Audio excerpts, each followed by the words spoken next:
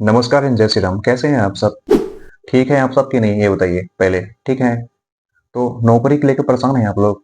अब नहीं होना पड़ेगा यार आप लोगों को परेशान, मैं आ गया हूँ ना।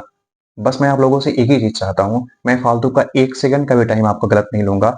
आप लास्ट में लिख के दे रहा हूँ कि आप खुश होके जाएंगे, हैप्पी होके जाएंगे और संतुष्ट होके जाएंगे।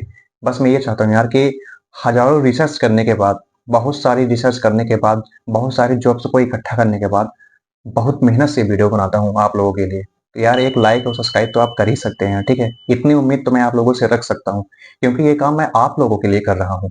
अगर आप लोग हमारा सपोर्ट नहीं करेंगे तो मैं आगे कैसे बढ़ूंगा, कैसे आपको जॉब्स के बारे में बताऊंगा, कैसे मेरी हिम्मत बनेगी वीडियो बनाने की। रोज वीडियो बनाना पड़ता है, रोज मेरे पास बहुत सारी जॉब्स आती हैं, ठीक है? तो मैं सोचता हूँ कि ज्यादा से ज्यादा मैं कवर कर सकूं और ज्यादा से ज्यादा आपको जॉब्स के बारे में बता सकूं, मेरा मकसद ये है।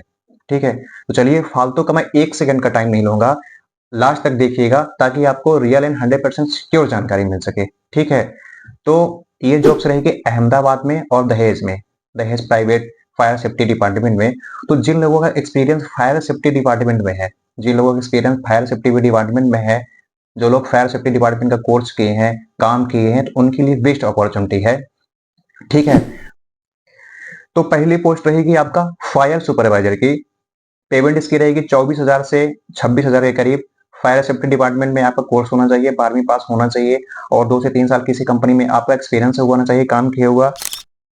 और ला, और और लाइसेंस के साथ किसी कंपनी में 5 साल का आपका एक्सपीरियंस होना चाहिए। ठीक है, दूसरी पोस्ट रहेगी आपका लैंडिंग फायरमैन की।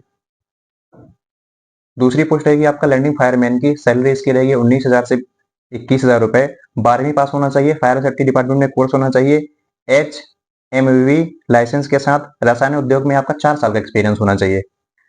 तीसरी पोस्ट रहेगी DCPO की। सैलरी इसकी रहेगी 21,000 से 24,000 के बीच। 12वीं पास होना चाहिए, फायर सेफ्टी डिपार्टमेंट का कोर्स होना चाहिए, रसायन उद्योग में 3 साल का एक्सपीरियंस चाहिए और 2 साल पुराना MSV लाइसेंस आपका होना चाहिए। चौथी पोस्ट रहेगी आपका फायरमैन की।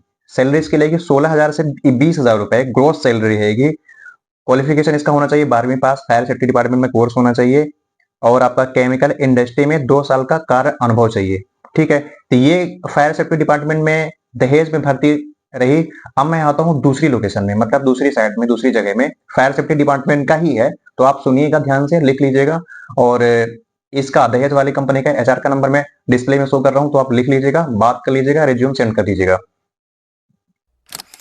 Indus fire safety department limited, DCPO कम फायरमैन की भर्ती है ये, अहमदाबाद में और सानंद में। ठीक है, पात्रता होनी चाहिए इसमें फायरमैन की में कोर्स होना चाहिए आपका DCPO के रूप में। न्यूनतम आपका 2 साल का एक्सपीरियंस होना चाहिए और 2 साल पुराना आपका लाइसेंस भी होना चाहिए। ठीक है, ड्यूटी टाइम रहेगा इसका 12 घंटे, 26 दिन की ड्यूटी रहेगी और आवास कंपनी की तरफ से आपको निःशुल्क रहेगा और परिवहन निःशुल्क रहेगा।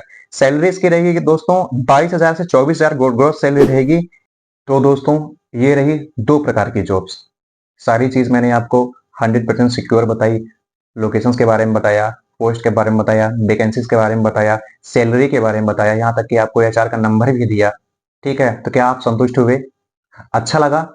अब तो आपको ये लगा ना कि ये जेन्युइन यूट्यूब चैनल है, इसका जो वीडियो आता है जेन्युइन आता है, 100% सिक्योर आता है, इसमें कोई किसी भी प्रकार का गलत नहीं है। तो मेरा कहने का मतलब है कि अगर आप थोड़ा सा भी संतुष्ट हुए हो इस वीडियो को देख के, ठीक है, थोड़ा सा भी आपको लगता है कि बंदा बहुत मेहनत कर रहा है, किसके लिए? आपके लिए। ठीक है, तो प्लीज एक लाइक कर दीजिए, सब्सक्राइब कर दीजिए और ज्यादा से ज्यादा चैनल को शेयर करिए ताकि लोगों तक जानकारी पहुंच सके। तो ठीक है, मिलता हूं मैं आपसे नेक्स्ट वीडियो में नेक्स्ट जॉब के साथ। हैप्पी रहिए और खुश रहिए। थैंक यू एंड जय श्री राम।